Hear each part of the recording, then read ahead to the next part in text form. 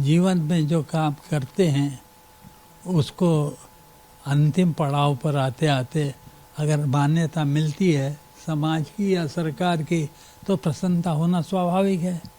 लेकिन ये जरूर लगा कि हिंदी सेवा के काम करते हुए ऐसा लगता था कि ये ऐसा उपेक्षित क्षेत्र है जिसमें कोई आपको मान्यता मिल जाए तो भी ठीक, न मिले तो भी ठीक, ये माना जाता। लेकिन ये प्रेरणा तो देगा लोगों को कि अगर समर्पण के भाव से वो कार्य किया जाए तो अंततोगत्वा समाज और सरकार दोनों उसको मान्यता देते हैं। सर, उस दौर में आपको हिंदी के लिए सम्मान मिला है जब हिंदी भाषा को लेकर और दक्षिण भाषा को लेकर संघर्ष की वक्त लड़ाई चलती है कि हिंदी अलग दक्षिण की भाषा अलग, क्या कहेंगे उसको? बिल्कुल ठीक कह रहे हैं। ये संघर्ष कोई आज का तो नहीं है। हिंदी विरोधी आंदोलन के लिए तमिलनाडु प्रसिद्ध है। द्रमुक की उपस्थिति बताती है कि वो अस्तित्व में ही उस आधार पे आई। विवादों के कारण समाज बढ़ता है। जैसे आपने महाराष्ट्र के चुनाव के पहले ठाकरे बंधुओं को हिंदी विरोध करते देखा होगा। और आश्चर्य की बात यह है कि खुद वो उनके पिताजी बाला साहब ठाकरे अच्छी हिंदी बोलते थे। मराठी में हिंदी बहुत महाराष्ट्र में बहुत प्रचलित है। महाराष्ट्र और हिंदी के बीच में, मराठी और हिंदी के बीच में कोई विवाद नहीं है। मराठी के उपन्यासों को हिंदी में जब अनुवादित हुए तो शिवाजी सामंत बहुत लोकप्रिय रहे। ऐसा नहीं है।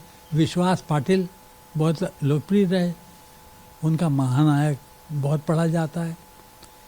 ये अब एक छोटी पुट्टी घटनाओं से इतने बड़े देश में ऐसे तत्व करते हैं पैदा जिससे विवाद पैदा हो, समाज में विभाजन हो।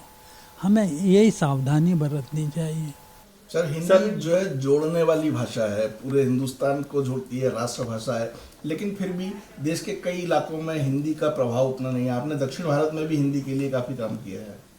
मैं आपके राय से सहमत नहीं हूँ। दक्षिण भारत हिंदी प्रचार सभा में मैं रहा भी हूँ और काम भी देखा है मैंने। वो लोग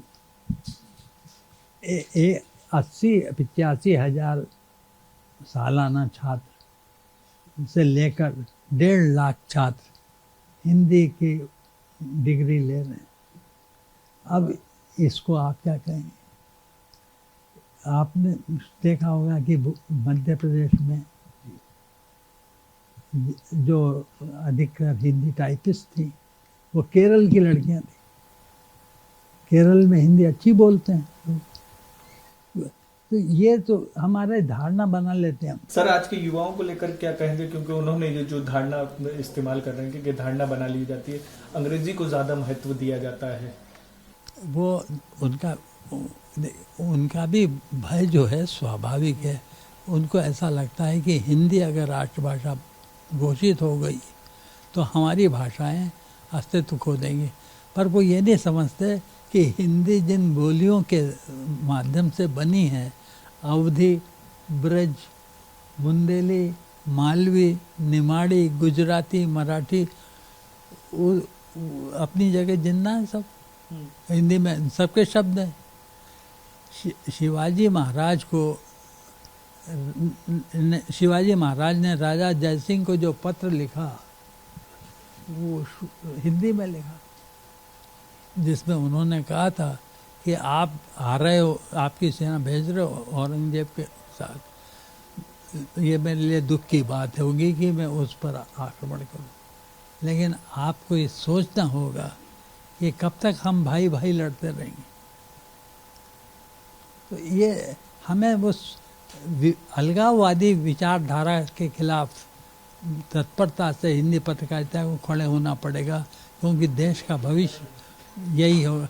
छोटे छोटे संकट पैदा करने का, विभाजनकारी वक्तव्य देने का क्या मतलब?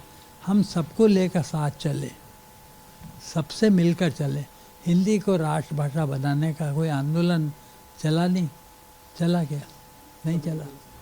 हमने स्वीकार कर लिया कि राजभाषा वो ठीक है। राजभाषा के रूप में हिंदी का विकास हो रहा है, हमने स्वीकार कर लिया, हो रहा है।